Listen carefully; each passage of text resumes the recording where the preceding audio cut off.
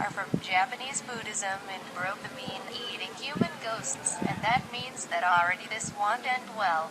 They are spirits of who individuals were cursed and greedy in life, and are now forced to seek human corpses out and eat at night. Jikadenki are said to look like decomposing corpses with sharp claws and glowing eyes.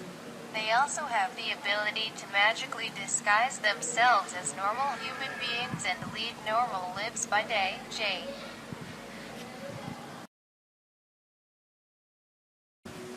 A cockatrice is a two-legged mythical dragon with a rooster's head. According to Alexander Neckham, Naturis Rerum, California 1180. The cockatrice was supposed to swear born from an egg laid by a chicken and incubated by a toad. Can it turn people to stone if they look at it, and it can also fly? Here is a verse from the book of Isaiah about it. Rejoice not thou, whole Palestina, because the rod of him that smote thee is broken. For out of the serpent as fruit scarf forth come a cockatrice, and his fruit scarf a fiery flying serpentoad. Isaiah chapter 14:29. Source VII.37.90 History Naturalis.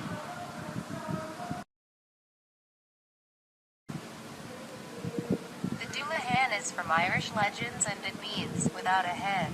It's a headless horseman who rides a black horse and carries his head under his arm and a human spine on the other hand, which it uses as a whip. The head's eyes move around and the mouth is always in a creepy smile. Whenever this stops riding, Dullahan means that someone is about to die. It calls out the name of the individual unlucky, at which point broke to die instantly. There is no way to stop the Dullahan. No lockgate is big enough or strong enough. And if you say watch the while they are doing their work, they throw blood on you, as a mark that you are next. The only defense is tell against gold, which they are afraid of.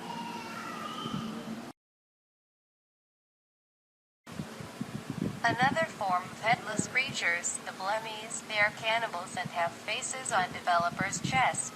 They lived in ancient Libya according to Herodotus. Their name is formed using two Hebrew terms which roughly translate to no brain. Source Herodotus, The Histories. This is from Indonesian mythology, and the word literally means woman who died in childbirth. They skinned women are beautiful party who prey on men. You know it's a Pontianak. When you hear a baby cry, which is how Broke announce their presence, they get the closer the cry gets, the softer. When they get close enough to you, can you smell a very nice fragrance? Nice, which is the last thing which will happen to you nor Broke. The developers kill their victims by digging into their stomachs with sharp fingernails and eating their organs.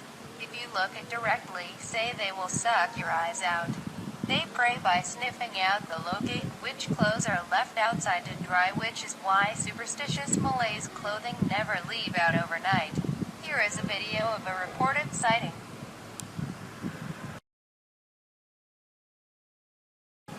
Ogopogo is the name of a lake monster reported to live in Okanagan Lake, Canada. Wasn't seen by First Nations people since the 19th century. It's described as a 50-foot-long sea serpent. Carl Schuker, a British cryptozoologist, suggested it may swear a kind of primitive serpentine whale such as Basilosaurus. Here is an illustration of mean.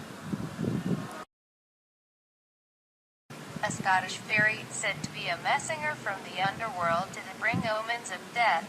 Its name literally means washerwoman. She wanders near empty streams washing the blood of the women who are close of people about to die. It is said that they might be whose spirits of women died giving birth and are doomed to do this work until the day normally their lives would have ended. They are described as having one nostril, one big tooth, webbed feet and long, hanging breasts, and dressed in green. Not the most attractive creatures. If you ask nicely enough, say, they will answer 3 questions for you.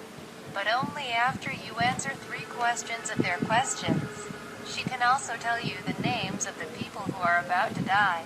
If someone sneaks up on, say, the wild, they are washing at breast and set their claim to swear their foster child, he gains a wish from her. Source: Briggs, Catherine, 1976. An Encyclopedia of Fairies. Pantheon Books, pp. 14-16, 1920.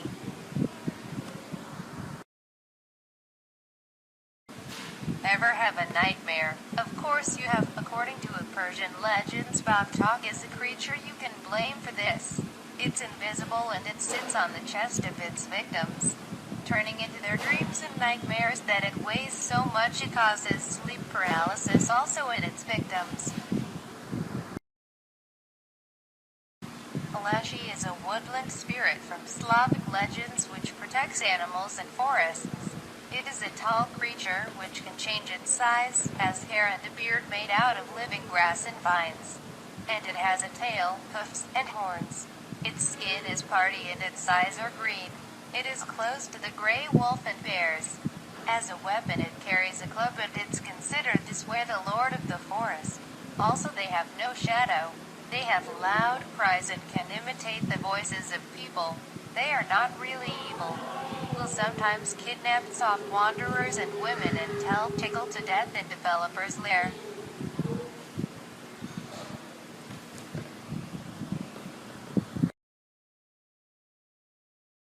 Aberramen are a legendary race of people from a country with the same name, where they live side by side with animals. They have feet backwards, and in spite of that, are able to run at great speeds. The exact location of their country is in the Great Valley of Mount Namas, now known as the Himalayan Mountains. The air was said to be unique and if breathed for a long time, it would make it impossible to breathe any other type of air. Leaving the valley was so impossible. Source: Natural History of Pliny.